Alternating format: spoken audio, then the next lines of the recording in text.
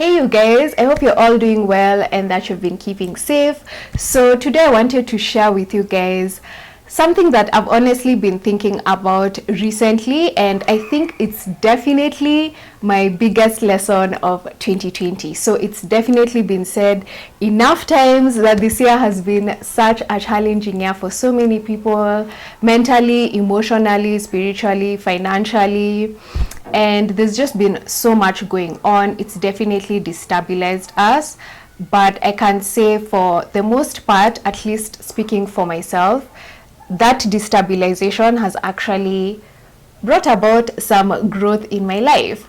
So the thing I've really been honestly thinking about, and it's something I've noticed like a pattern throughout the year, is the fact that hope is something that I have to voluntarily keep alive. Like, it's something that I have to intentionally make sure that stays there, because there have been so many times this year that I've given up on so many things, you guys, like so many things, even the things that I want to achieve in future, the things that I want to achieve in the present. Like, I've just been like, screw that, like I give up on this dream, I give up on this desire, whether it has to do with finances, my career, relationships, just things that I want in general. I've just honestly thrown some things out of the window.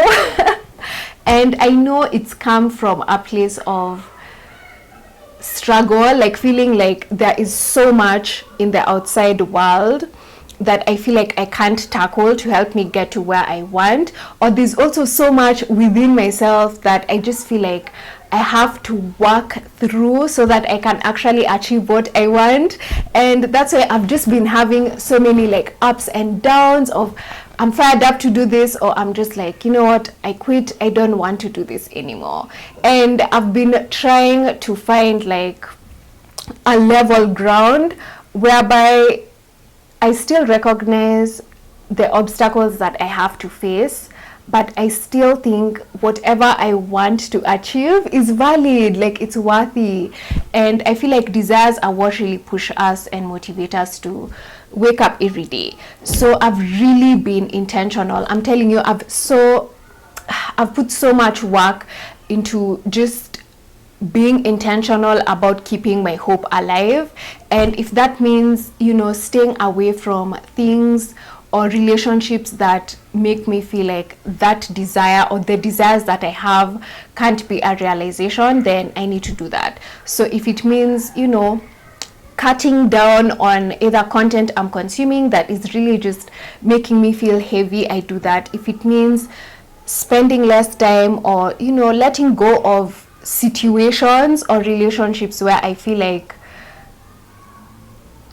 the things that I want to experience in those places are not really valid, or there's no space for them, then it means I do that. Like, I just want to continue stepping into a space of intentionally being hopeful, because no one is going to come and save me. And that's another big lesson of this year. Like, no angel is going to fall from the sky and just hand me everything that I want. Especially, you know, certain virtues like hope, like they won't be like, here, take this, you know, it'll help you throughout your life and you'll never have to worry about, you know, being demotivated or anything of the sort, or feeling down.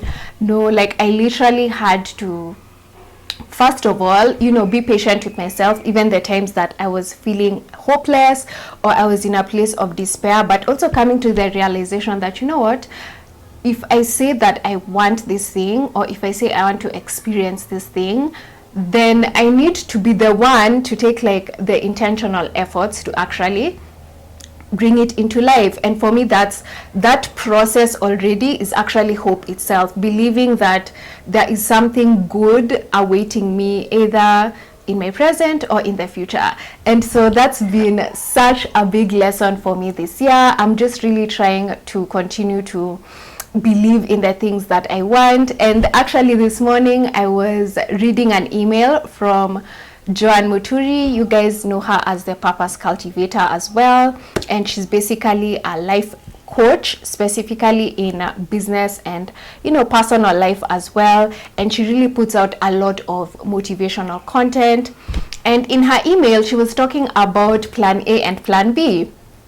And, you know, the things that we have to do to get to plan A or achieve what you wanted in plan A may be challenging, maybe more demanding of us than the things that are in plan B.